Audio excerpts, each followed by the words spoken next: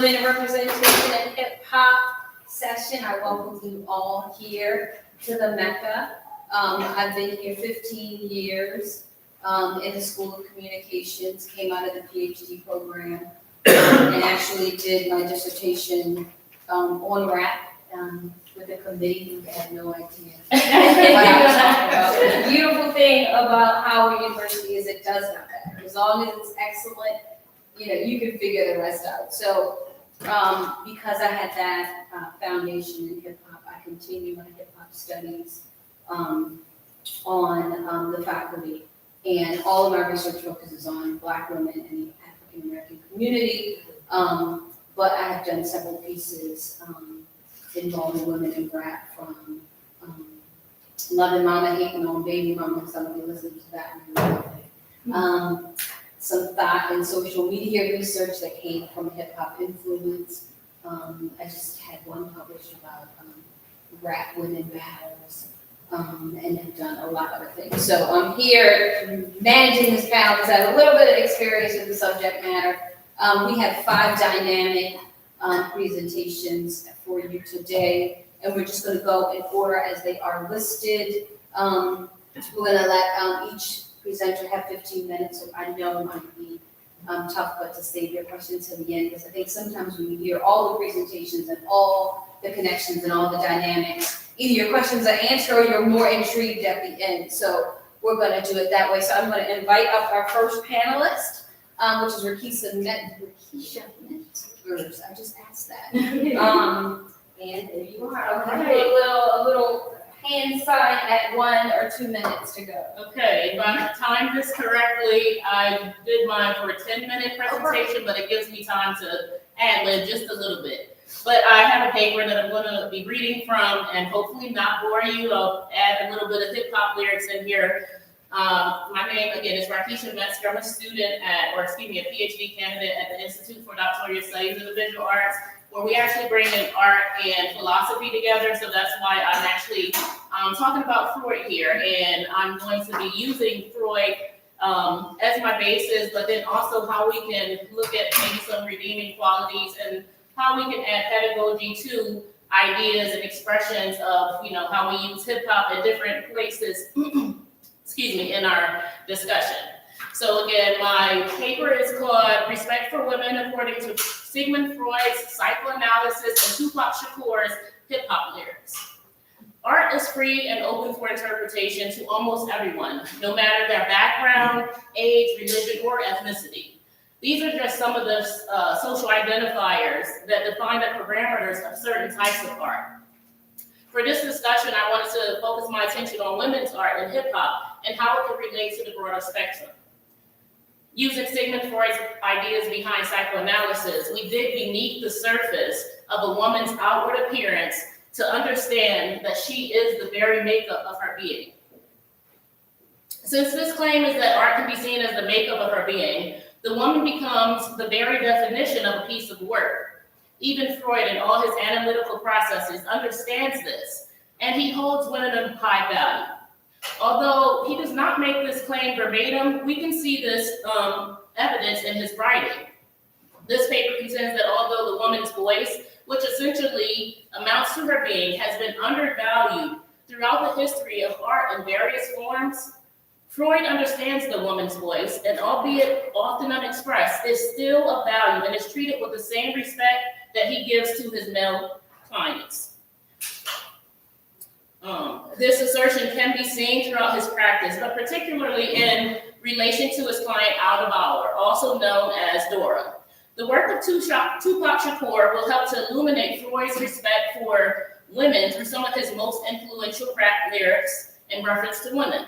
I use women of different backgrounds, such as Anna Mendieta, Meryl L. Euclides, Lauryn Hill, to shed light on Freud's lost intention of the importance of a woman's voice and the role in understanding her being, while Tupac's lyrics encourage women to, quote, never let up. Sigmund Freud was born in 1856. He's also known as the father of psychoanalysis. The general idea of psychoanalysis is that it digs beneath the surface of the individual's unconsciousness to understand the emotional conflict between the consciousness. In other words, psychoanalysis looks for the underlying cause of a person's mental state. And since I have all eyes on me, let me explain why Freud is important to this work. Throughout history, men have been portrayed as dominant authority figures, ultimate makers of decisions, rulers of kingdoms, etc. And their position of power gives them the rule over women. But as the Australian feminist performance artist Valley Export asserts, quote, the history of woman is the history of man precisely because man has defined the image of woman, end quote. The explanation provided by Export's statement supports my claim that Freud holds women in high value. At a time in society when women were not supposed to speak about their family affairs or anything else for that matter, Freud provided a space for Dora to become a relevant part of history. In his work with Dora, Freud shows his vulnerability when he lets his guard down, and he feels he has no other choice but to publish his findings. In a way, Freud's actions are similar to the way Anna Mendieta references why she makes the art that she makes. Mendieta states in a text that she read to the New Museum of Contemporary Art in 1982, quote, I make the art that I make because it's the only kind that I can make. I have no choice. So y'all can look up Anna Mendieta when you get a chance and find out what her work is actually about.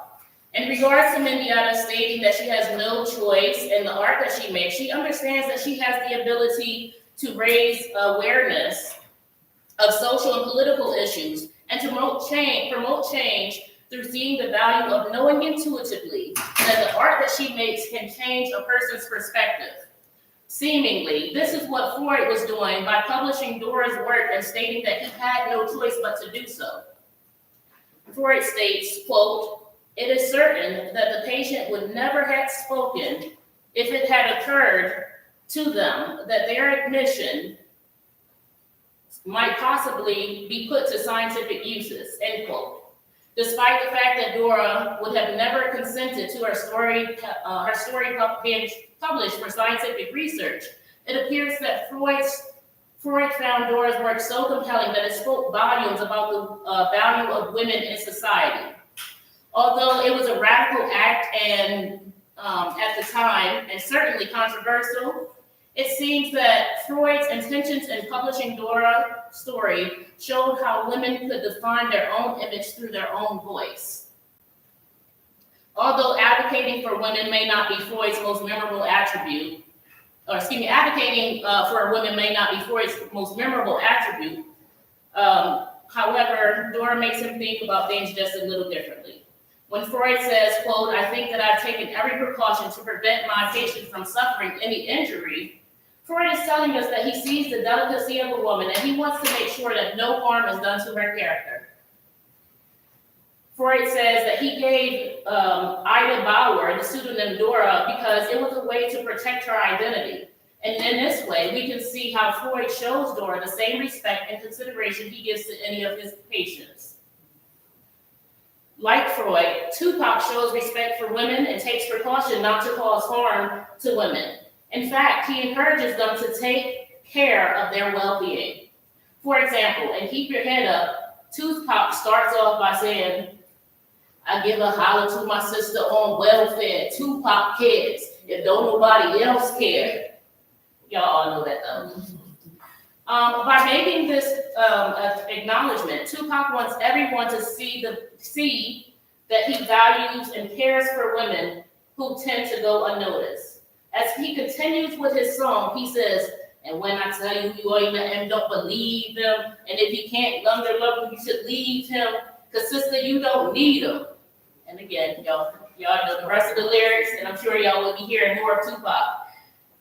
So through these lyrics, Tupac challenges the traditional view of masculinity, and he demonstrates the reverence that he has for a woman by affirming the strength of a woman, by affirming that the strength of a woman is not defined by a man. Another example of Tupac's respect for women comes from his lyrics in Dear Mama. He echoes a detailed account of his mother performing housewife duties similar to those stated in Ukulele's Maintenance Art Manifesto. In her manifesto, Ukulele called for there to be a respect for maintenance work, and she makes the quest to shed light on women's issues and women as artists to expose the truth and provide support for women about the reality that they face in society, where their voices have and ideas have been silenced for too long. Ukulele says, quote, "Everything I say is art is art. Everything I do is art is art." Ukuleles have the notion that she can make work while she works. And this is the epitome of the line in Tupac's Dear Mama song when he says, "And you were just working with the scraps you were given, and mama made miracles every Thanksgiving." But y'all know that though.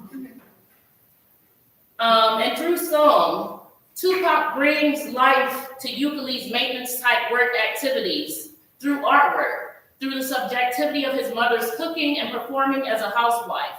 From this perspective, we can see how both Ukulele and Tupac values art as everything. And I say housewife when I stayed home as a stay-at-home mom. I didn't call myself that. I called myself a domestic engineer. So that's what, again, she was doing. She was, again, working with the scraps she was given, while, again, making sure she was taking care of everything and, again, getting things situated as a domestic engineer. So this brings us to Hill, and this brings Hill to the forefront of our thinking. One might say that she would concur with Ukulele and Tupac. More than likely, she would say that everything is everything, right? As Hill raps about this interconnectedness of all things, she reminds us that the woman's art can be found in everything, can be found in everything around us. Using complex ideas, thought-provoking lyrics, and her own life experiences, Hill helps us to understand what is meant to be will be, right? These are the lyrics. I'm just bringing them in here. So through a consciousness that is out of this world, and I'm saying it really is out of this world, Hill produces an inspiring message of hope that goes beyond the woman's art. Through a mixture where hip-hop meets scripture, Hill reminds us that we are all a part of something that's larger than ourselves, and that we are all on this journey that's towards something greater. It's a great awareness of ourselves if we are open to the word. And since El Boogie spars with stars and constellations, and then came down for a little conversation, we can say that Freud was on to something when he theorized that we have to dig beneath the surface to find a deeper meaning. And suggesting that a woman's art is the makeup of her very being, we come to see through Hill that she is a living, breathing, walking, talking piece of work that's off the walls. And in conclusion, we have Mendieta, Ukulele, and Hill, and we see how they utilize their social position to create a way for us to see that a woman's voice is of value. By understanding this, a new her story is created.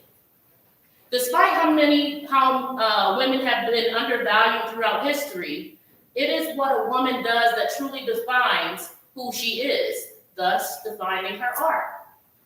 Because Freud and Tupac come from societies that are patriarchal and misogynistic, their limitations might lead people to believe. I'm about to wrap up here because but let me roll that back. I just did a mixtape there. So because Freud and Tupac come from societies that are patriarchal and misogynistic, their limitations might lead people to believe that they do not hold women in high value. However, if we look at these men through a different lens, we can see that even the most complex and controversial figures can have redeeming qualities. This work demonstrates that this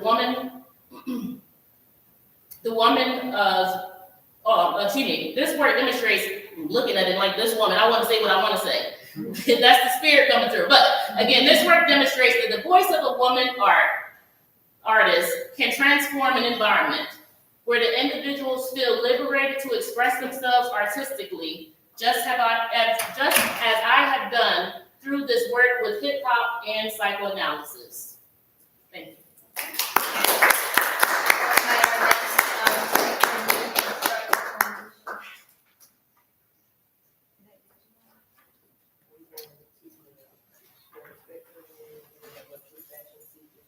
Yes, Nia's in it. No? Don't you worry about it? Huh? Yeah. So we're gonna have Dion Jones from Florida A&M University next. Jian. Dion, Dion, she didn't say that. Dion's my best friend. Yeah. Spelled with a J. Sounds like a G.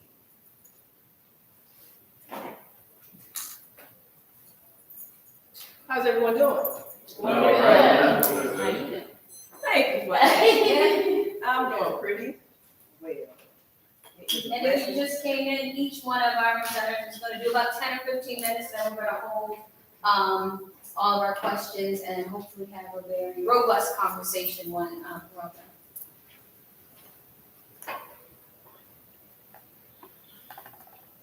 Yeah, the notes popped up. All right, y'all. I am Jian Jones. I'm from Florida A&M University. I'm an occupational therapist, which may sound a little untraditional, which it is. And what I found is that within occupational therapy, instruction, and education, there was very little diversity. And so what I did was I put myself in the mix, my identity. And a huge aspect of my identity that bled into the OT classroom was my hip hop identity. So my students told me that I empowered them with my big girl stance, with my dress, with my African-inspired earrings. And so I decided that I was going to show up authentically as myself at conferences on the HBCU campus, as well as PWI campuses, teaching as an occupational therapy faculty member. And so we have Sojourner's Rapsody. Sojourner came to me in a dream, y'all. She did. I don't know her like that. She came in a dream. She was standing on stage. She was holding the mic, and she kept repeating over and over and over again, "Ain't I a woman?" That was the chorus. "Ain't I a woman?" In between those choruses, right, where the chorus, she was spitting these hard, raw bars about how she was faced with occupational injustices. She had to move to a place that was not originally her place. She had to do something, labor, that was not meaningful labor to her. She had children. People told her that she did not have that amount of children. They were taken from her and sold to other people, and therefore the occupation of motherhood was affected. And so Sojourner Truth, in that opus, "Ain't I a Woman," with those bars, with that chorus, was stating that I am an MC in America as a Black woman facing these injustices, and I'm tired of them. So acknowledge me. And so I'm here to compare Sojourner's Rhapsody, Sojourner Truth's "Ain't I a Woman" speech to Rhapsody's Eve through my lens, because this is an autoethnography. Raise your hand if you've heard of autoethnography. Okay, so it's where the researcher researched. They center themselves within the research. It's a way of telling stories, but it is very rigorous because you have to take field notes, you have to compare data for the analysis, and then come up with this central phenomenon. So I'm going to try to speed through this because I wasn't prepared for 10 minutes. But we're going to do what we have to do. So again, I'm Jian Jones. I'm an occupational therapist, and this is Sojourner's Rhapsody, Black Hip Hop, Feminism, and Occupational Justice. So the purpose, I examine Sojourner Truth's speech, "Ain't I a Woman," to the message of many femces in the fight against occupational injustices, specifically through the voice of Rapsody and the E Studio album. I compare my experience as a Black hip hop feminist and occupational being within this autoethnography and comparative analysis. And the objectives are here. I'm going to define what occupational justice is. We're going to cruise briefly through the evolution of hip hop as related to femces through an autoethnographic poem. I promise it's about 3 minutes and 30 minutes long, so I got to rush through this. I'm going to discuss the impact of occupational justice through Truth's speech, through Rapsody's album, and through my lived experience within that poem. And then we're also going to briefly discuss, or we can ask questions about how this comparison or how this work relates to acknowledgement, access, and empowerment of women. Ain't I a Woman by Sojourner Truth. She spit this at the Women's National Convention in Akron, Ohio in 1851, and she basically acknowledged that I'm not seen, I'm not heard, I'm not able to do things that are meaningful to me. Now, it may seem as if these things became meaningful to her over time, but she was an enslaved individual speaking out against inhumane activities that were forced upon her. So I doubled that down to it was injustice for her. Occupation and occupational justice. So occupation, those are meaningful tasks and meaningful activities that we do each day. Raise your hand if you brushed your teeth this morning. Very good. Raise your hand if you washed your face before you came here this morning. Good. If you drove yourself here or you caught ride share or something, all of those are ADLs and IADLs, activities of daily living or instrumental activities of daily living. It's meaningful to us to take care of ourselves. It is meaningful to us to caregive for another. And so whenever there's interruption with that, it affects our identity and it also affects our well-being. Occupational justice, the right for every individual to meet their basic needs and have equal opportunities and life changes to reach their potential. Occupations are specific to the individual's engagement in diverse and meaningful occupations. So if I force something upon someone who does not want to do that thing, it's an occupation, but it's not meaningful. All right, and that's where the injustice comes in. With bioethics, as I related before, if you're participating repeatedly in an occupation that is not meaningful to you, then it can affect your well-being. And we're just going to talk about how Sojourner, as the first MC, that's how she came to me in the dream, through Rapsody's speech, advocates for acknowledgement, access, and empowerment. And this is just some more on occupational justice, but I'm going to continue on. This research, or this study, was grounded within socio-cultural theory on identity because we are the sum of our experiences through social, mental, and emotional experiences, and then feminist theory through the beloved buildings from margin to center. So we have feminism, racism, sexism, classism, which goes to that womanist concept who was coined by Alice Walker within her In Our Mother's Garden. And then I also have to mention, because I pulled from her piece, Joan Morgan, and when chicken heads come home to roost. All right.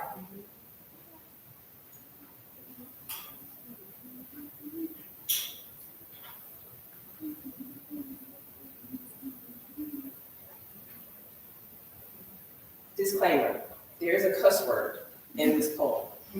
Okay? All right. America has a problem with stereotypes, misogyny, and patriarchy. Look, I'm just a reflection of what you hear me. I'm Lady Hip Hop. I came about because I wasn't getting much help from Lady Liberty or Lady Justice. I stood against the test of time and all those misconceptions, and even with all these complexities, I'm still a bad bitch. But you still trying to get the best of me. Wait, who I'm calling a bitch? America, not Latifah, who taught us that you can't spell unity without you and I, so I've been crossing my T's and slanting my Y's because it's been 50 years, never thought I'd survive. I gave B's to the G's, that's how I'm staying alive. I gave y'all MC Charlotte Rock. Let's call her mother of the mic. Was the one more the funky four, but y'all still took me MC light, but I'm as light as a rock. And be grateful for that poor Georgia Bob, because the industry made sure that my paper was thin through the sampling, because that hit me clear. Then America told me to go on girl with that, so I went on my Roxanne's revenge. Right after Curtis blew me and sabotaged her win, because a young woman could not be the face of hip hop. But I ain't got nothing but Moni love for you. Putting salt and pepper on my apple bottles while Spinderella mixing tunes, I was birthed to break the curse that Black women in America were used to. I then showed my JJ Fad with my supersonic sound waves. Capitalists came in and then pissed me off, so I had to express my lady of rage because America has a problem. But after meditating with Badu, filled with light and filled with truth, the brat baptized me in the phone, and it was definitely what you want. Now I'm blunted on reality, so I L Boogie to Lawrence Hill when y'all witnessed the first MC go diamond with her dual skills. And that still wasn't enough. Y'all, the ladies and me done had it rough. So my left eye gave me right vision to gaze upon Slick Rick's Mona Lisa. Had everybody crushing on me, that's a message from Queen Bee featuring Little Caesar. Trina told y'all I was the baddest, and it's a fact. How dare y'all tell me to pull over? I know it's fact. We went from spitting in the park. We went from spitting in the park to gangster group asking where the dollars at to disappearing acts. My people went from trafficking love to dope slanging and using crack because America has a problem. So on the eve of 2005, I had to show them who's that girl kicking in your throats like Chun Li. But if you're looking for this nigga to Minaj, You can leave. I done faced some dark times. We all know it's true. But Lil Kim came through with the lights is up, saying not tonight with the ladies' night crew. So y'all, I got in my bag, and I'm talking trash bag. When Missy came through with that super duper fly swag, wearing shades to hide all these scars caused by oppression. This here message comes as a lesson because we're not less than.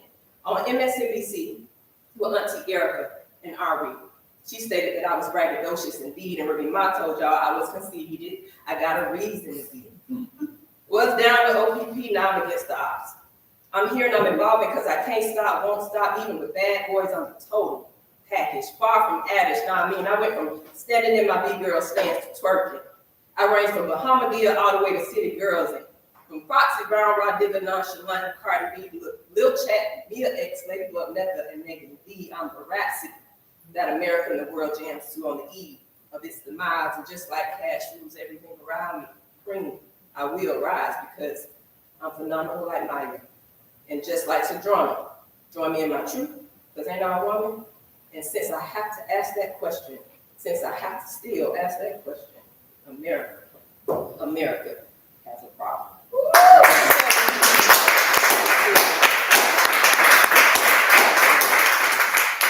So with that piece, of course, I personified hip hop as a woman, lady hip hop, right? But I'm representing, or I've included, all the women that you see here on this screen that have influenced me to be the woman that I am today.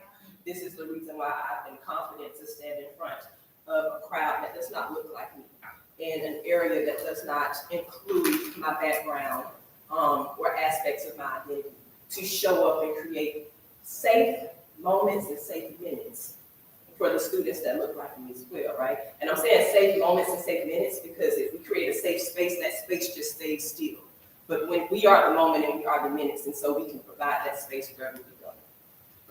All right, so Ain't I a Woman by Sojourner Truth. Why did I select Eve by Rapsody to compare her lyrics to? Because she states, if the first woman God ever made was strong enough to turn the world upside down all alone, these women together ought to be able to turn it back and get it right side up again. What is she talking about? There we go, right? So it was a no-brainer, which was Rapsody's third studio album. It dropped August 23, 3 days after my birthday, in 2019. Each track is titled after a woman, historical figure, or modern-day contributor. And so I am comparing side by side lyrics from the Eve album to lines within Truth Speech. And this is the track list. So we have Nina, Cleo, Aaliyah, Oprah, Ludwig, Serena, Howard, Maya, Ibtihaj, Mary Lee, Michelle, Iman, Hatchet, Sojourner, and Athena. All right, so I'm just going to run through a couple of these, not all of them. The very first one, Truth states, well, children, where there's so much racket, there must be something out of kilter. I think that the Negroes of the South and the women of the North, all talking about rights, the white men would be in a fix pretty soon.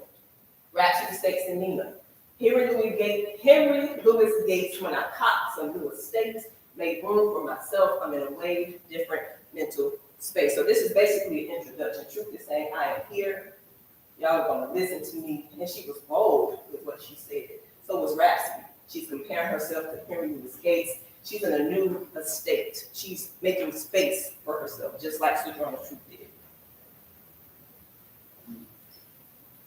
Skipping to Aaliyah, and Ain't I a Woman? Look at me. Rapsody states, more than a woman, real enough to rock the boat. I don't fit the status quo, blow their mind like Maceo. Does anyone know what that Maceo reference may have come from? The player with the trumpet or saxophone? Come on. Yes, but I feel like it was also a double entendre because you have Maceo with De La Soul. So when I get a chance to meet Rapsody one day, I'm manifesting that, right? I'm gonna ask her, did she do that on purpose? Was she saying blow their mind like Maceo from the I think she looks all types of good from James Brown. It's a James Brown track. So James Brown is telling the horn player blow Maceo below. But you also have Maceo within De La Soul who he blows up bars every time he spits. But anyway, that was the reference there. She's stating that she's more than a woman. So don't just look at her as one entity. she is multifaceted.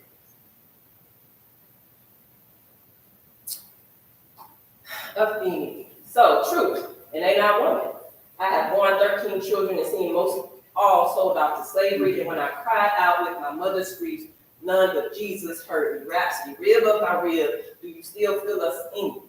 Now, since we all came from a woman, and this is sample from Tupac, got our names from a woman, and I came from a woman, I wonder why we take from our women, why we rape our women, and we hate our women. And so, that, when she states, I wonder why we take from our women, I parallel this, or juxtapose this specific lyric to this aspect of the speech, because she stated that her children were taken from her and no one heard her plea. She just had to deal with that grief. Merely, true. If the first woman God ever made was strong enough to turn the world upside down all along, these women together ought to be able to turn it back and get it right side up again. Rapsody states, because I'm a married black, a hard truth, think about the widows, that could be us too. What's something that's common about, and I'm wrapping up, Marilee Evers, Betty Shabazz, and Coretta Scott King. Right, and what happened after they became widows? They were single mothers. That they were also activists. Yes, they pushed to make sure that their husband's name lived on in their legacy, which created a legacy for them. So in summary, Black women have resisted since the start of this nation, and that resistance caused injustices to meaningful occupations. As well, MCs have spoken out against these injustices through the occupation of rap, advocating on behalf of their gender identities. And I know that I just spoke through Rapsody's Eve, but within the text that was a paper, I elaborated more on those different artists. So Sojourner's Rhapsody serves as a modern correlation of how the first MC, Sojourner Truth, has birthed all these other MCs, and we continue to work against social justice and occupational injustices. Thank you so much. This is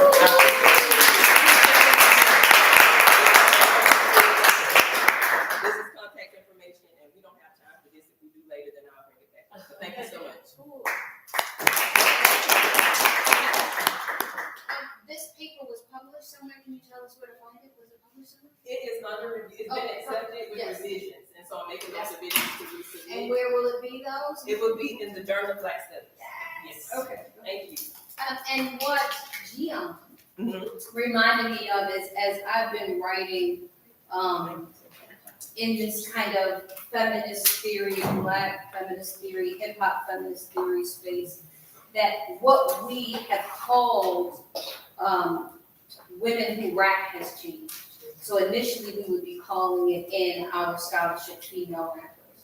Then as time changed, we thought, okay, it's inappropriate to just name us by our gender. So we started calling ourselves women rappers. And that's kind of how we identified, the people we were talking about just now.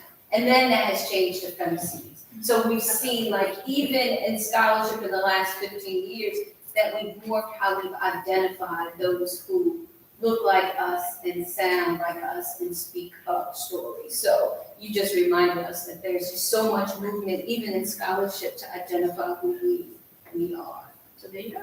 Forward to you. All right. So I am Dr. Lyneia Richardson. I'm a licensed psychologist and an alum of Howard.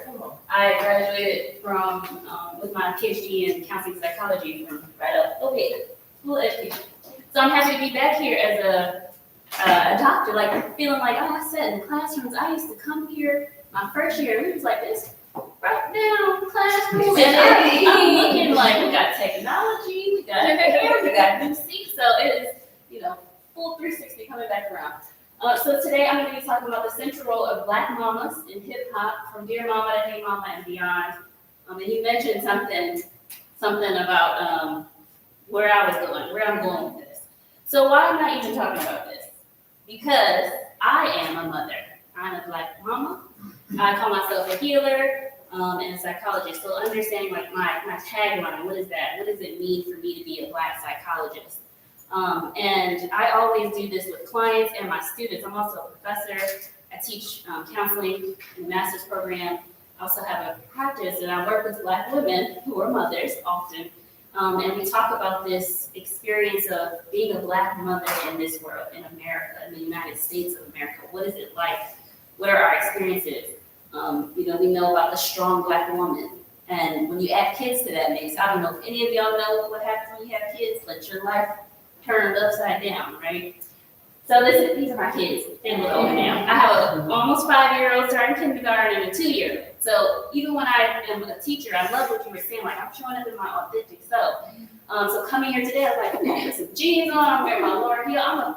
I'm gonna be the psychologist that you probably have never seen before. And I tell people, even when I think about psychologists, I still see old white men sitting on the couch saying, "Tell me how you feel about that." And my clients, I don't want you to ever experience that and feel like I can't relate to you as a human being, because we were taught to be like these whiteboards. We're supposed to be blank slates, and you're supposed to project onto us, and we're supposed to just be and not really be human. We are dehumanized, which is what we as Black people have been all along. And so in many ways, I rehumanize myself by showing my students I have kids. For my professors, some of them, we can talk about that a little later, because of some of the foundational things related to psychoanalysis and Freud, I didn't know anything about their backgrounds. I didn't know if they were married, if they had kids, what they were into, and it makes you feel disconnected at times. But that's what psychology traditionally is intended to do, because Freud, in his brilliance, came up with something that people just stuck to, and we always stick to tradition. And I'm like, I'm breaking out of this box, because one, I have kids. And when you have kids, you lose your mind a little bit. And so I'm still trying to find my mind, because it left me somewhere. And so sometimes I have to do things like this where I talk to smart people. And I'm like, yes, I'm talking to adults, and I can think, even though my brain doesn't always work, because I had kids and I lost a part of it. So coming back to this, just foundationally, these are things we already know. This is not a new concept, so I don't want to spend too much time talking about things you already know. That Black women, have been devalued. These are the reasons why we know that. And in relating this to hip hop, I want to really focus more on this media, the culture, and stereotypes, and rap lyrics and what happens. So I found this article in 2012, a little old there, but that's another piece of that. Sometimes it's hard to find information about people that look like us. When you look at scholarly research, you got to go back. It's 2012, and then you say it's 2023. So how many years later am I still saying the same thing? Nothing has really resolved or been resolved, or there's 10 years or 12-year gap between you looking at this and me looking at this, and we haven't been able to find a resolution because our research isn't ongoing. It's a stop and a pause, or even again, as you were sharing, this is what you're doing, right? I'm 10 years later coming up after you saying the same thing, and nothing has changed at times it feels. So in the study, they talked about, if we look at rap, right, what's happening in the rap lyrics within the greater social context in which the music is embedded, and we will see what's happening here, right? Why is it that oftentimes when we're looking at the rap lyrics, we're blaming the people who are making the music, the Black women, the MCs, new word, thank you, or our traditional, what we think about, I think sometimes, our Black male rappers or artists. We also need to look at rap music or hip hop, right, within white American culture, because that's what it existed in the United States. We are in a white system, and the music that's produced is within the white system. So we're saying that, yeah, our men, what are the women saying? Why are they saying these things? And what are these men saying about the women? And what is happening? But we're in a white culture. And as we know, in this culture, starting from when the first Africans were forced out of their homes, killed, and all of those things, brought over the raging seas, that Black women were always identified as property. It was never that they were human. They were always dehumanized. So they couldn't be raped. There is no way for them their body, their rights to be taken away, because they had none. And then they were labeled as they were raped, and then it was said that they were hypersexual. They were making the white men want them because of their apple bottom and things like that. Things that they were attracted to, their hair, right? We know the history of why when black women had to cover their hair because of what they looked like in their aesthetics. And so they were hypersexualized and over-sexualized. And so then we say, well, it comes around to black women in hip hop. We have our video vixens and our female rappers or our MCs who actually are manifestations of this idea of this oversexed, hypersexual female, right? And we talk about that these black women are empowered because they are dressing a specific way or they're showing their body in a specific way. And so we say that that's a great thing because they've taken back their power, but look at what happened. Look at what happened in the system that they're in, the system that they exist in or we exist in. So rap music for radio, video airplay includes, no secret or no surprise, a lot of sexist lyrics and images. Duh, because sex sells. There's no secret in that, and we know violence, but we're talking about from the perspective of where women exist, right? So I think we need to take a deeper look at what's really happening. And if we say that sex sells, who's consuming and buying it? We need to look at it. When we see the numbers, what is it really saying? Because this is the beauty. I love being the researcher, even though I could not stand it and being a student and doing dissertation work, understanding to really digest research, what they really like to give us, what they want to give us. But when you take a deeper dive into what the literature really is saying, you have to look at the gaps in the research and look at what's not being said, really, oftentimes, right? Don't just look at what they tell you in their conclusion and their description. Look at what they didn't say. Look at how many people they used in their study, right? So black mamas. So how is this all coming back to what I was talking about, right? The central role of black mamas in hip hop.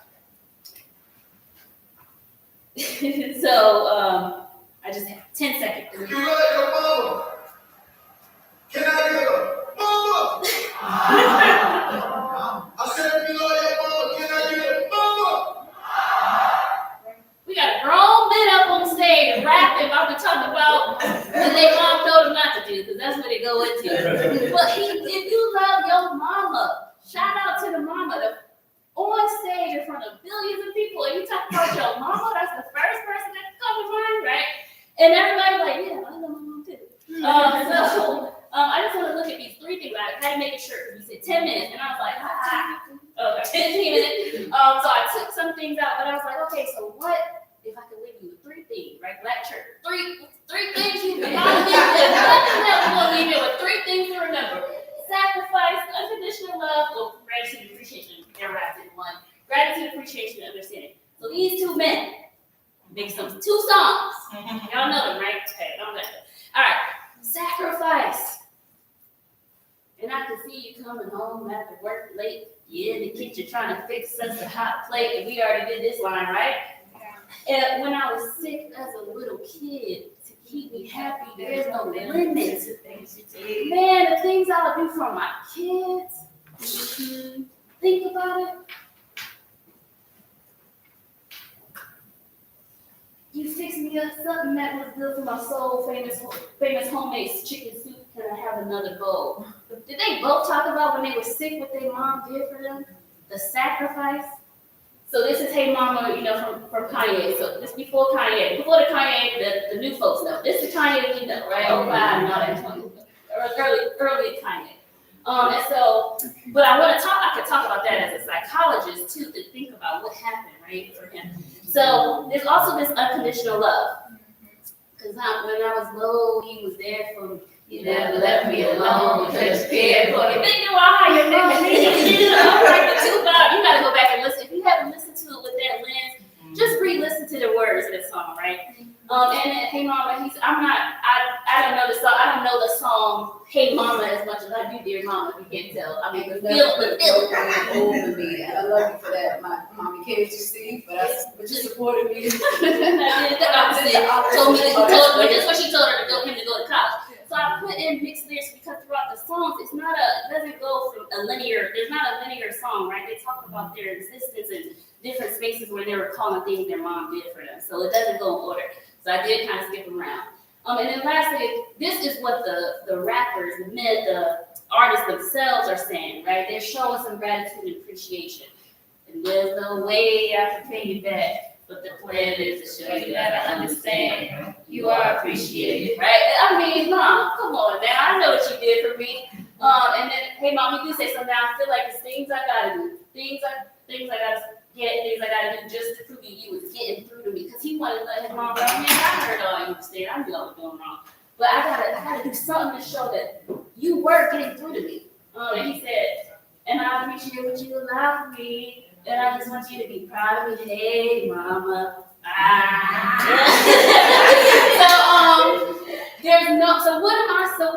What's happening for me as a psychologist, as a therapist, as someone who works with the male rapper? I have a male client now. I work with all women, and men like, but I was raised by women. And so he's connected it. So I have this male client. And I'm thinking about, so what happens for men and how they see women and their mothers, right? So there is no woman that can replace a man's mom, right? Ain't no woman alive that can take my mama's place. Because of this childhood sacrifice, this unconditional love, that what she saw and what they went through together, what he saw the mom do to make sure that he lived. But aren't black mamas black women? So at my psychologist brain says there has to be some type of cognitive dissonance, and there's some incongruence going on with the way that I see these black men, rappers, treating black women who are black mamas. But there's nobody that can replace their mom, and they see their mom in this goddess, right? I mean, put pedestal, even as a crack fiend, mama, you always was a black queen. But we not black queens.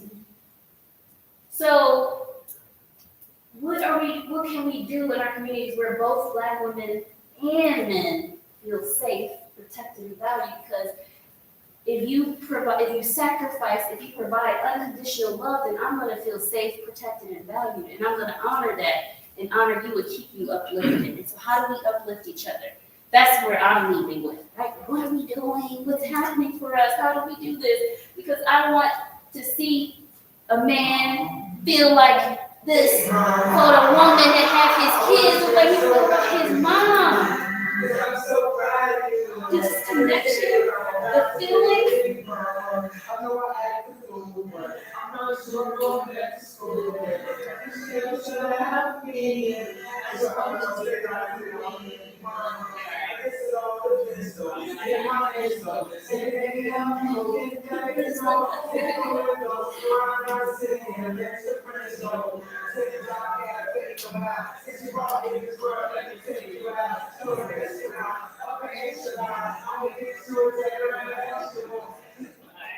So if that's so this is a real experience. This is how this man feels about himself and feels about his mom, right? So I'm not saying that again, we want a woman is ever going to replace a man's mother. But men have children with women. And my mind says that I imagine they don't want their kids to see feel the way their mom felt when they were growing up and have to do the sacrifices and make the sacrifices she did for them to survive. And so how can we remove that cognitive dissonance and that incongruence that says that I'm going to take care of my kids or do whatever I need to do for my kids and my family the way that my mom did for me.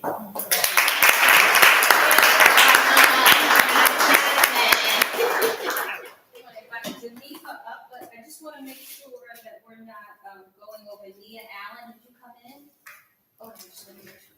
So Geneva is our last presenter, and then we'll hopefully have a vibrant discussion. Right. So I'll do a little disclaimer. I'll play a little song. I have a QR code if you all want to follow my slides. So while you do that, I'll play the song. The song does have some lyrics. But I'll play that first.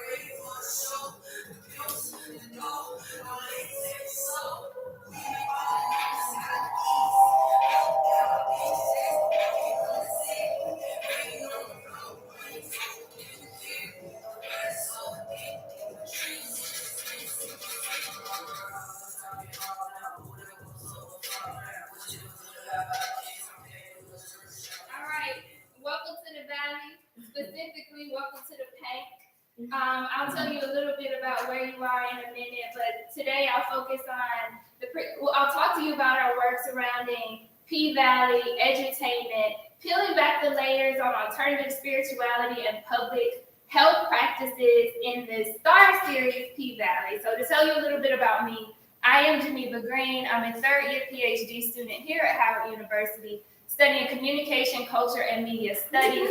My work is in dance communications, and so that lends itself to studying how Black people communicate messages across the Americas and across the Caribbean. And so I study a lot around spirituality, healing practices, etc. And so you'll see a lot of that weave into our work around P-Valley as well.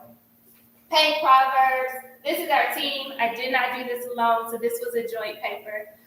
And so this is some of them. They weren't able to attend, but I wanted to make sure they showed up with us today too, and honor their contributions. So I'll talk a little bit about the purpose of this paper and this research, the background, our theoretical framework, research questions, methodology, our results, and conclusion. I'll make this fairly quick because we have a kind of condensed time frame in which to present this. So the purpose of this paper, we're really looking at how marginalized people in STARS' P-Valley represent spiritual practices and healing approaches.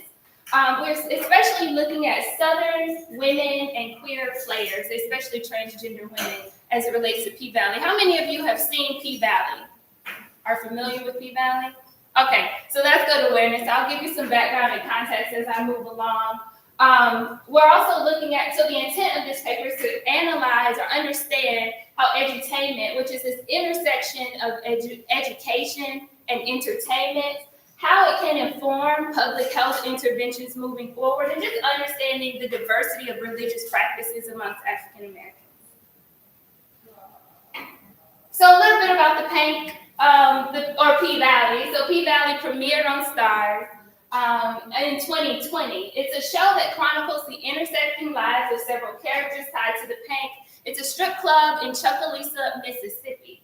And so the show creator, Katori Hall, who is a Black woman, uses her work, especially P-Valley, to spotlight Southern strip club culture, using a hip hop soundtrack, and she also uses her work to challenge dominant frames and messages of marginalized. A little bit of background, so about public health and edutainment. I mentioned that P-Valley is set in Chucalissa, Mississippi. A little bit about public health, and Mississippi is a state within the United States. It's one of the poorest states in the United States. It has the lowest life expectancy and high infant mortality. So this is the context in which we're studying P-Valley and some of the public health messages revealed through the show. Blacks in Mississippi especially suffered with chronic health conditions and were greatly impacted from COVID-19. We saw a surge during COVID-19. I'm sure many of you saw that many media, series, etc., started to have plots around COVID-19. P-Valley was no exception. The series chronicled how the characters, how they navigated COVID-19, how they navigated a series of health problems and challenges and conditions within the show or in their lives. We also understand, just from a healing and coping perspective, Black people often go to the Black church. So spirituality plays a big part in navigating health issues and concerns. But we also see that even though we have a Christian kind of lens and kind of this broader focus, there's a lot of African spiritual and traditional practices weaved into that also lends itself to root work. Root work involves magic, understanding magic and herbal medicine, using those things for treatment, right? And so we see that often infused in the Black church, although we don't maybe broadly acknowledge it. It's definitely a strong undercurrent in our lens as African Americans in regards to healing and spirituality. Our spiritual practices do have a strong foundation to African healing practices. We also see dance. So of course, dance is my focus as well. And I'm including pole dancing as dance in this context, right? And so dance conjures up spiritual connection. it helps to also navigate health challenges, whether the act of dancing or the community created in the dance. And then we think about community. I mentioned that it's essential to healing as well.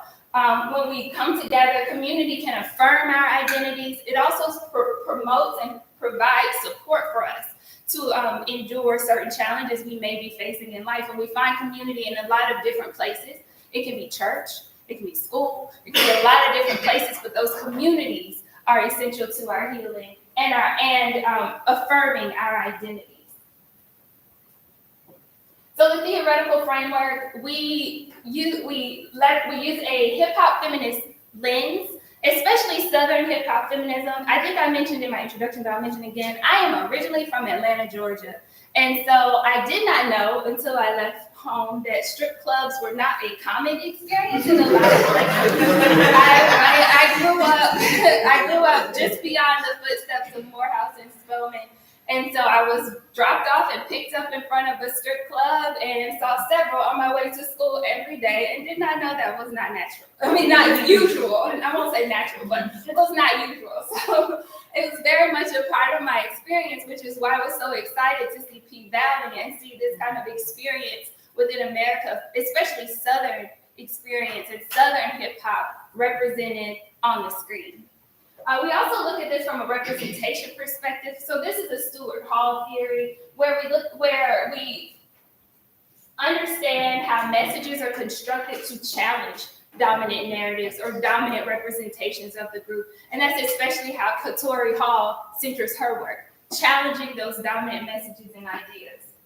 So hip-hop feminism and representation theory, these are our research questions. We're looking at how P-Valley represents Black women empowerment, Black women and girls empowerment, LGBTQ plus empowerment, especially in this context, transgender women. So the owner of the Pynk is a transgender woman named Uncle Clifford. And so if you ever watch P-Valley, I love Uncle Clifford.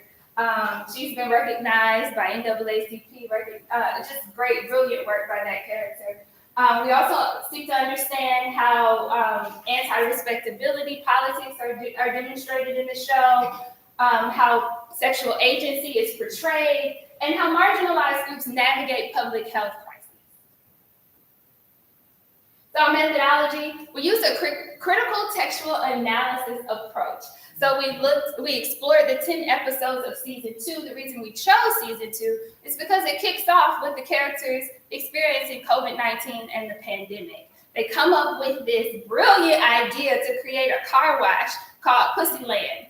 And so everybody can come and go through the car wash because you can't go into the strip club at this point because of social distancing and quarantine. So the way that they're kind of brilliantly navigating some of these crises is very interesting to watch in the show. And so we did an initial review to understand where there might be some key themes in the show. And then we analyzed the episodes more specifically around empowerment, anti-respectability. So when I talk about empowerment, again, Black women, girls, and the LGBTQ plus community. Anti-respectability, we look especially at language, dialect, and classism. So Southern dialects, since we're talking about this in a Southern context.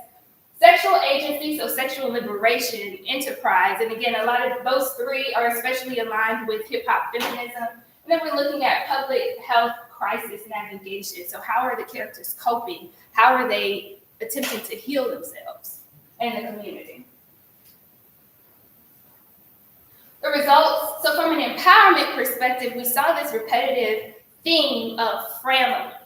Family is this combination of friends and family. And so what they were doing and what they found at the Pynk was a safe space.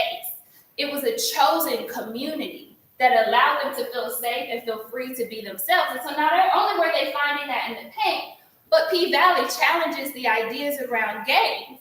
That one of the gangs, Hurt Village Hustlers, one individual, there are a couple of gay males in the show, find safety in the Hurt Village Hustlers, and they find protection in the gang as well. So, and they find community where they could not find that safety, protection, and community in their, what would be deemed their blood relatives or the traditional family. So those things were, that family was very important, is very important in the show, at the Pynk and in gang culture. We also saw from an enterprise perspective, the characters were empowered to pursue their passions like photography or stripping, or empowered to make their own choices as far as their body, because there was also a storyline around teen pregnancy and abortion, and the characters were supporting each other through that. Anti-respectability, Southern dialect was very strong in the show, and when characters were even faced with those who might be deemed of a higher class, they did not change their dialect. And so they were stern in remaining true to their identities. And from a classism perspective, there's this one storyline where you have a stripper. Her name is Mercedes. She was a teen mom. Well, she was faced with teen pregnancy, etc. She was also challenged financially in COVID-19. And so she then seeks a contract with Coach. Coach is this high-powered, I assume, basketball coach in Memphis. And she's contracted to do sexual favors. And she insists that Coach gets the permission of his wife. So, you know, it gets a little dicey in the show, right? You haven't seen it. And so Mercedes, although in society, being a stripper, being a teen mom, or having, you know, being faced with teen pregnancy, being of the poor working class, she's considered low class. But in the show, it flips it. We flips it on its head. And so Mercedes is portrayed as having very high moral standards, which differ from those clients who she's contracted for, who are deemed high upper class. And she sticks to those moral standards. Not only that, we see the Pynk, although it's existing on the edge of town, it's centered in politics, right? So there's a mayoral race during COVID, during this series, and the mayoral candidates are seeking endorsement from the strippers, right? And so they're raising signs, marching. One of the mayoral candidates, I mean, this is a little, okay, I'll tell you who wins, but the person who won actually comes out on a float, swinging on a pole. So it tells you how the kind of regard they have for the Pynk and the strippers, although they're on the margins of society, are very much a part of the importance of the show, the importance of politics, and what's happening in the city. So they're also in the Pynk making deals, enlisting insight, striking up partnerships with individuals in the Pynk and outside of. So it's a very interesting kind of exploration of classism and also disruption of our thinking around class. Also, when we think about sexual agency, we're talking about strippers also, but Uncle Clifford has rules, a lot of rules, right? And so one of Uncle Clifford's rules is you're not having sex in the club. And there's some strippers that, especially Roulette, she goes against Uncle Clifford's rules. And so they do sexual favors for money, but it's their choice, right? And so they're also leveraging their talents for economic benefit, power shift, and liberation. From a public health crisis perspective, we see three kind of areas: avoidance, escapism, and spirituality. And so I mentioned that the characters are navigating coronavirus, navigating COVID, but they're also navigating job loss, depression, fear, grief, death, abuse. There are a lot. It gets really heavy in this town, right? And so we see some just trying to avoid it altogether. I say they do that by just defying mask wearing rules or defying social distancing guidelines. There's also escapism, drugs, alcohol, addiction, love, and sex to soothe themselves in the circumstance. And then we also see spirituality. So the P-Valley characters administer root work for healing. They use crystals and seek guidance from their third eye or nature. So we see the kind of this variety of navigating public health circumstances as well, which I think is very important in the show. And just in conclusion, because this is the end, that's my time.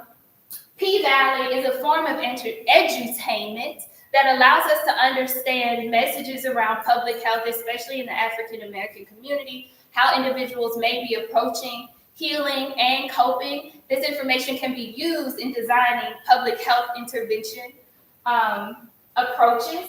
We also understand the importance of family to Black women and girls, and those and those who may be part of the LGBTQ+ community, and what these kind of family communities can mean for empowerment, sexual agency, and really negating respectability politics.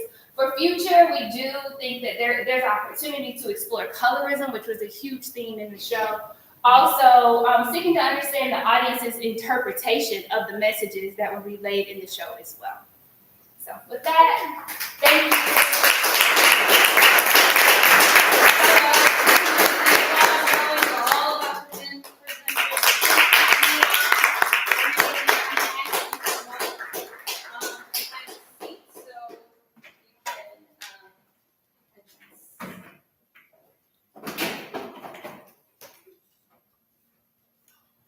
Does anyone have a burning question? Oh, I don't know, you said. Anyone? Yes, please. I guess before the question, this is like amazing. Like, if I left and went home right now, this would worth my trip.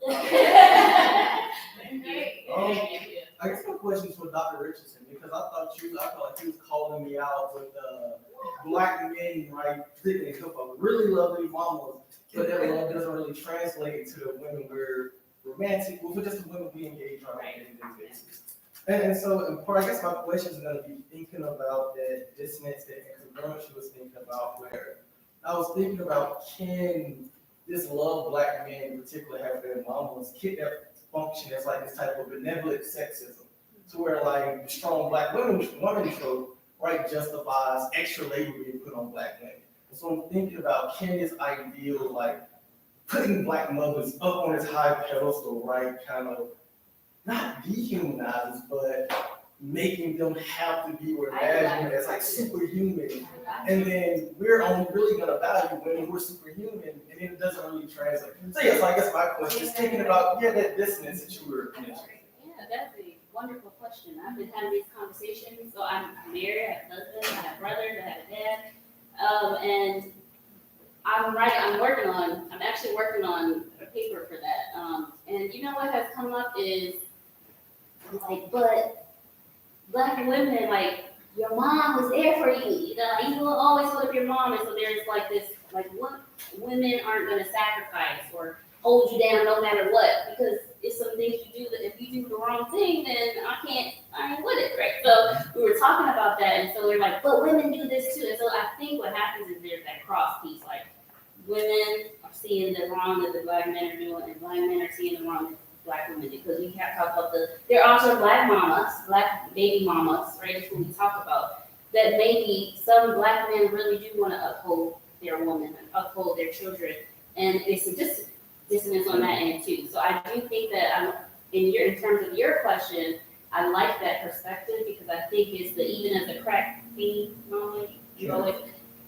you kind of did, right? You probably still see her as a black queen, but she did something that could have been detrimental to the family. And so I think that's the piece of it. It's interconnected and it's layered. And as a psychologist, that's what I'm digging deeper. Like, I'm really trying to understand and ask the same type of questions you're asking. Like, what is happening? Like, what is really going on? I'm concerned for the well-being of us as a people. And even like you said, it doesn't have to be that you see a black woman that's going to be your wife. It's just a woman, like a person in your community that shares the same struggles, right? We share the same struggles or similar struggles in this society. So thank you for your question. Thank you for the Can I take a little bit of a little bit of panelist privilege and say my article, Loving Mama, Hating My Baby Mama, ends on that exact note. Which is, how can you adore your mother so much and forget that your baby mama has birthed a daughter who is watching all that you're doing to her mother while you celebrate your mother. And that's kind of where it lies, and like when records kind of see that moment where they're disconnected. Yes, please. Can some of this be a result of that unconditional love that they're getting from their mother? Because when you get unconditional love, you're being loved without even putting anything into it. So they expect that out of their mother. That's a good question. And I heard, and they also said that the thing is they didn't see their dad. They didn't have a male figure in the household to see what that is like too. So I heard that, I got that feedback as well. Yes. Sister, you Lyneia. had a PowerPoint up here that says sex cells. It says, and then the cells were spelled SELLS. You know, I'm studying language, and there's something that, like the way certain things are marketed, when you say it in the way it looks or represented, those sex cells, when you think about sex cells, instead of the S, replace the S with a C, sex cells.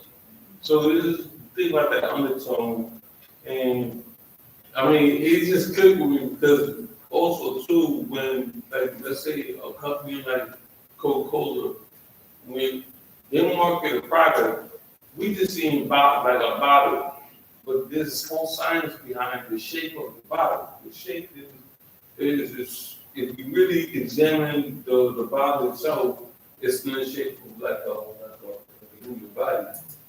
You know, so just when you put that out there, just the undertone that you know certain things when it's like stated.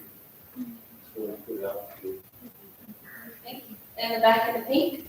Hi, my question is directed toward dear mama. Sorry. Dr. Okay, so- Lyneia, whatever. I'm close. As I was listening to your presentation, a couple of thoughts came to my mind. I was thinking about, I didn't quite hear a solution of how to make that shift. So I did connect it to a sense of immaturity and infantilization and systemic dependency.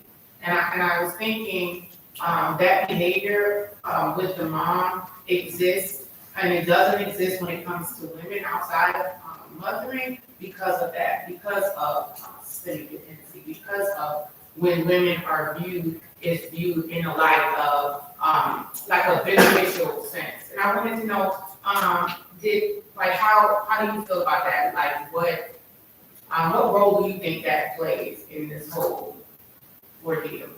So I think it's very complex, right? I think three people just said different things, and what's coming to me, like as a psychologist, is to really look at like everything that's happening. Like there's layers, there's systems within systems. So I mean, like I said, there are some. They're not all black men and all black rappers don't treat their kids, mothers like that either, right? So it's not all. So I think we have to look at it in context, and there's layers to it. For me, it's going deeper. I just did that for this presentation, and I started as I started to work on it, I was like, this is a paper. Like this is not something I can finish in 15 minutes. This is something that I need to dig deeper. And so that's my plan. I don't know what role. I think that plays a role, but I don't even know where to start. Can I add something to that? So, because Lyneia keep getting all the questions. I was like, say, not because it's my sister, I'm not again speaking up after her. How that? No, we listen. The same thing that we just don't have to be on the same time. I'm like, oh, you on the same time. So we talked about that before. So, well, I was just going to say, though, I think that what she's doing also, I mean, all of us, each one of us in a way, is opening up this discussion so that when we put the information out there, as you can see, even where our research was at, again, I didn't put where and how my research, again, I'm talking about Freud from 1892 or whatever, some whatever date he was, born. But what I'm saying is that the research is not out there. It's not plentiful enough, again, to be able to say like, oh, here's the solution. Again, you can be a part of the solution by adding to it. And so I think that that's the importance in this conversation where we actually, again, put it out there so that we're not doing all the work, again, as researchers, as doctors, as, whatever. But again, people who are actually out here too, right, that can do the work, again, know what's going on, who have, again, questions, and again, are also making their own ways of thinking about how we think about the solutions for showing up. So that's, I'm gonna sit back. I think all the presentations were amazing. What was something that really got me was Ms. Greene? Yes. Your presentation on was it Pynk was it Tyree again? P Valley. Yeah, P Valley was how you said that the Pynk was on the outskirts, but that how it was the basically the center of what was happening around everything in the show. So how something can be on the outside, but still operate as the center. And looking at like that perspective, and I think obviously with this whole panel being on women and respect in hip hop, how as hip hop has kind of transformed from going from like the focus on the DJ to the MC, which was it was not focused, now the MC is the focus, and it basically turned into like a male-centered profession, and now doing a much better job of including women as a part of the art, and not just as, we're including it because. And I just want to say, I like the fact that all of you have focused on different parts of womanhood and feminism and parenthood, and making sure that women are heard and seen, and also that we are looking at ourselves as hip-hop fans and enthusiasts. I just gotta say thank you very much. It's like, I haven't seen the Pynk, but from the way that you presented it, I am going to be watching it. It's exciting. I just want to plug in too. I just started watching the new Netflix special on women of hip hop, and what I love about it, instead of talking about women on the margins, they start off in the first few minutes letting you know there would be no hip hop without women, and the work that Sylvia Robinson did in promoting the Sugar Hill Gang, etc. And so women have been central to this experience and the culture for a long time, especially when we talk about hip hop. And I think that show is great in centering women in the conversation around hip hop instead of talking about women on the margins of it. And I think that's what's so beautiful about Jian's piece is that, as she was kind of flowing, like, I know that. Yes. It just kind of kept going and going. It was just beautiful to witness. Yes. They say that if you want to know what's going on in the African American community, listen to it. And I want to know from each panelist what's going on with women in hip hop. This is the hip hop right now. A lot. I would say that I'm a huge fan of Rapsody. She's my favorite MC in general. For her, since the beginning of time, and for her, she has promoted the FemC and put them in the center. So I feel like she continues to do that without discrediting other FemCs in their approach to hip hop, regardless of if their saturation of one type of music. I really appreciate that in her because she's showing like this solidarity within women. And that's something that's hugely being promoted throughout the FemC collective.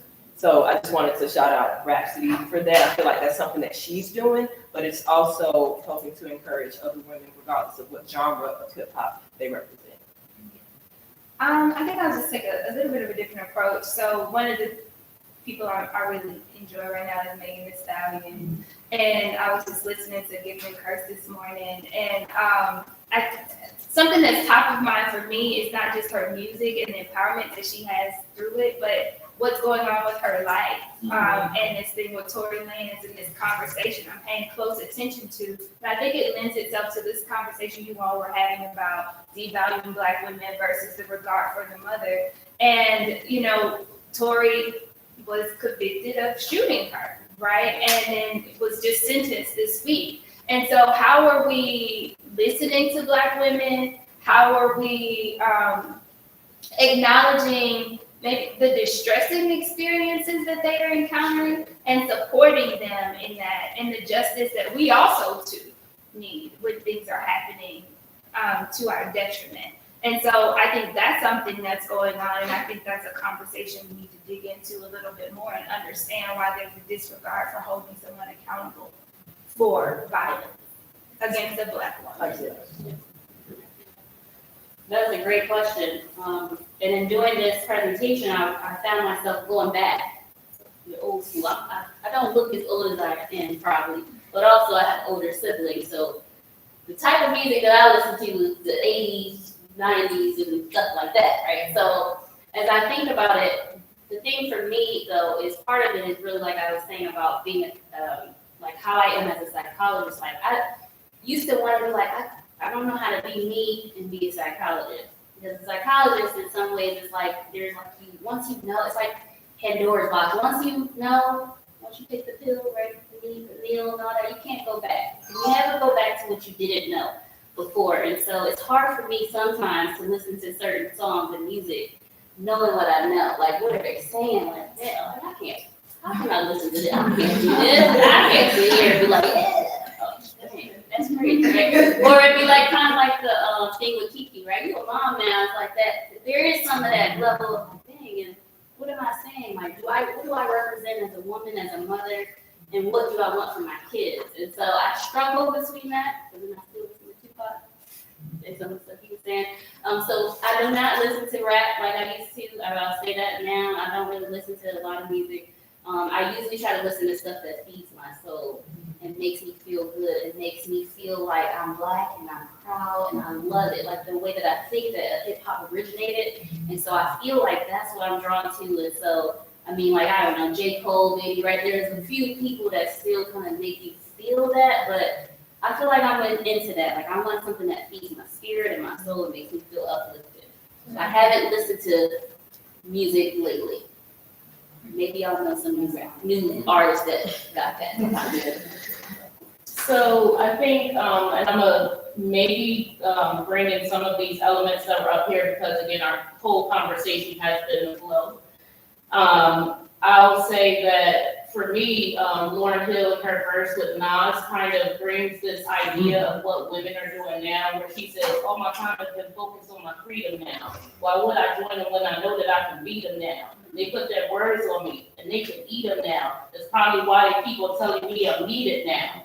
So again, even in her lyrics and talking about that freedom that they have, again, I think that they are also going against what people are saying that they can do or not do, like even with Keke Palmer and, oh, it's your mom, well, she be out here doing these things or whatever. And she's like, listen, this is me. And she's showing up as her authentic self instead of what somebody else wants her to show up or to be. And I think that the other thing is, though, for me, because of, just maybe being raised in the same household, but really thinking about the spiritual component of it and what that encompasses. I think that, again, it's a lot different than what maybe, again, it's the quiet, you gotta be still, you don't, whatever. And so they really are putting themselves out there and they snatching back every single thing. Again, what they say in the Black church, that the enemy stole, right? Again, and they coming out and they're being themselves. And I think that it's empowering other people to just be able to be themselves.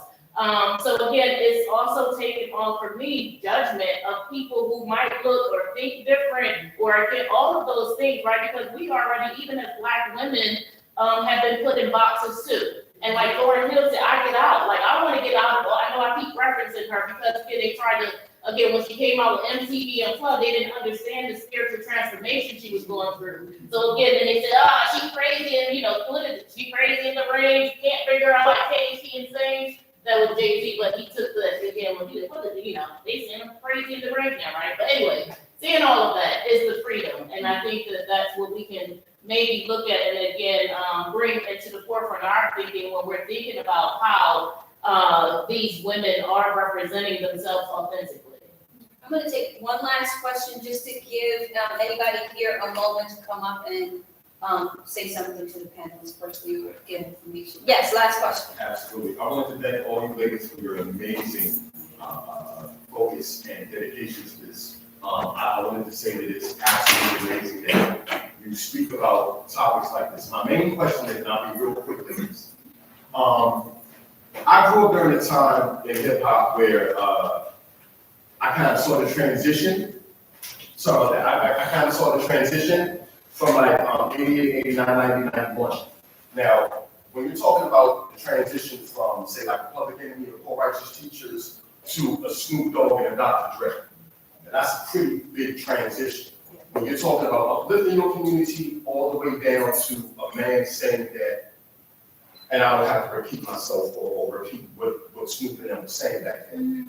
Bees ain't nothing but, you see what I'm saying? But you understand what I'm saying? So, when looking at that, that and looking at how hip hop is now, especially for women, do you think that the powers that be that control and contort the music has an agenda, not only an agenda, but has changed the way that we look at ourselves, male and female, in terms of that, because it's something that is really, really important to speak about when we're looking at things like that. So what do you feel, even back then, the music completely changed and shifted? Somebody had their pulse on it. The music now is changed and shifted. Somebody has their finger on it.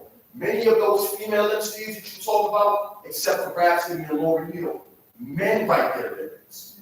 Men are writing there and saying, blah, blah, blah, blah, you're this and you're that, you're this and you're that. So, if a man is writing this, you understand what I'm saying? Like, these are facts, I'm sorry. Yeah. So what do you feel is, I'm real quick, I'm so sorry. I just want to give you a chance. So what do you feel about the transition, and what do you feel about where we are right now? And those same individuals that's behind it still have the finger on the pulse of the culture. So can we each do like rapid fire? Oh, I said you hadn't spoken. You want to go ahead and speak? Oh, Yeah. well, no. All right, we'll do 1 minute.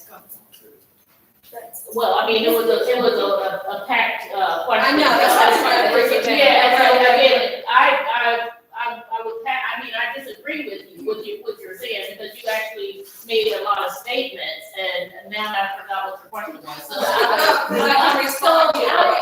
So So I'm working on this, my dissertation is on internalized racism and sexism. So I actually think that it is a form of internalized racism and sexism that's couched in this white supremacist, right? We live in a white society. So they're in sex sells. So you're saying layers of it's money, it's the way we see ourselves and view ourselves, it's the way men see women and how women see women. And black women, we hate ourselves, and black men hate our black women and themselves. But why do you think Lauryn Hill was so successful with that diamond selling album? She came and she just was like, boom, boom. How, like, against like a little kid or something like that. Let's talk about it. They're gonna go. Yeah, I'm just gonna add really quickly. So I look at this I have a PR marketing background, and so I look at it from that angle. And some of the things that we're spitting in these lyrics, it does. Who owns the music? Who's funding the music plays a huge part. And also some of these messages have been lingering since the enslaved period. So if you go back and read books on messages contained in advertising around slavery, referring to black women as wenches, etc., these things are prevailing messages. And so when you start to understand or learn the history of advertising, marketing, and communications in this country as it pertains to black people, to love yourself, to have a certain regard and value for yourself and other black lives is radical. Because we're constantly fed these messages in every aspect of our life. So I believe I have the answer. You ready? And I need everybody in the hip hop head from the 90s to follow along real quick. When the 90s kind of crews came up, every crew had one woman, right? And we can go back and we can say, okay, Rock Nation had this person. You know, everybody had one woman, and that was it. No more, right? Me Too movement just came along, right? Me Too movement says we have rights, we're being heard. Now, all of a sudden, we don't have to necessarily have one famous woman in hip hop. It was Lil' Kim's turn, right? Then it was Nicki Minaj's turn. And then everybody, Lauryn Hill was one of the first to have, everybody had a turn, and everybody was connected to a crew. Me Too movement comes along, women have a real rebirth in society where we now have power, we now have respect, and now the record industry says, okay, wait a minute, maybe we can have more than one, maybe you can say what you want to say because the Me Too has now empowered you to say what you want to say. Now the lyrics are raunchier, the lyrics are being fed by way more than just one woman, and that to me is what really happened. We had a chance, we gotta have one. And now from one, the Me Too movement has established that now we all have voices. But the voice that's coming out is one that's back to where we started, which is hypersexualized and all of that, because sex ed. Absolutely, and men write most of the lyrics now.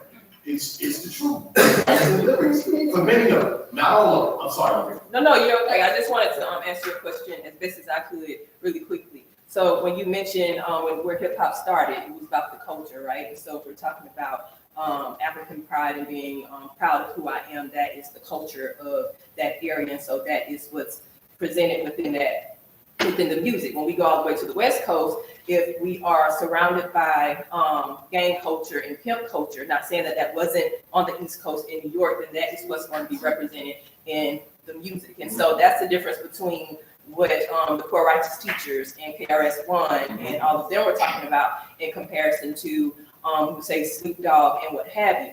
To answer your question specifically regarding the miseducation of Lauryn Hill, she took a different approach. She was very authentic with who she was, not saying that others weren't, but she wanted people to see her. And that's the reason why she went diamond, because people saw her differently. It was a completely different approach. And so going back to what my sister in the back asked about in terms of what's going on in hip hop, to close the loop on what part of your question, is there's also this Sankofa approach, right? Because we're celebrating everything that's going on. And because of that celebration, a lot of the historical aspects of hip hop is being brought to the forefront to the young generation, and they're able to go and do their research. So this celebration and this connecting is bringing us back to what hip hop is really about, but also incorporating like this Afrofuturistic mentality of where we are going. And so even with all of the bad instances within our culture, which mirrors greater society, we're still going to come out like dipped in gold, sparkling with plastic shoes, because we are doing the work within the spaces, the moments, and the minutes to go forward to who we truly are. And I don't have a lot of sisters, but never sisters. So that is amazing. So thank you. You want to come up? Can we do a selfie? Yeah. And I was going to also say that in this way that we just created this space, that we are creating a new her story. Again, just to reiterate that